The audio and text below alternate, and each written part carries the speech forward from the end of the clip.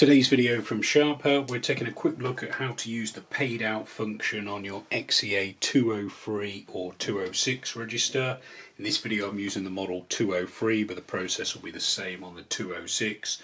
So if you're in the REG register mode, you can use the RCPT/PO button over here to record what's called paid out, hence the PO transactions. So this is where you use cash from the till drawer to pay a supplier, for example, and you want to record that payment so your end of day cash total is correct. So all you do, really simple on these machines, is type in the value of the cash paid out. So for £30 it would be 3000. No need to enter the decimal point because that's normal, the till inputs this for you.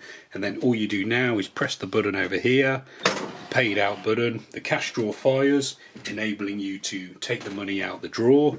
You get a little receipt printout if you've got the receipt switched on, which just records the paid out and the value. It's dated and timed. You get a message on the screen saying paid out £30, and then crucially this is recorded on your reports. So you can go to the X1, Z1 position, press your TLNS button to produce a X1 report.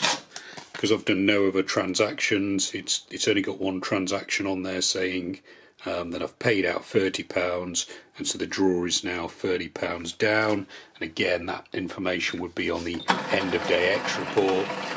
Obviously normally you'd have plenty more sales in there, but you can see there that the £30 is down and we've got £30 paid out. So that's how to record paid out transactions on the XE-A203 register.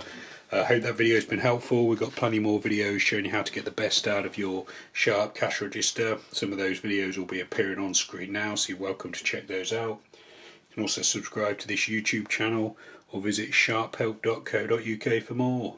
Thanks for watching.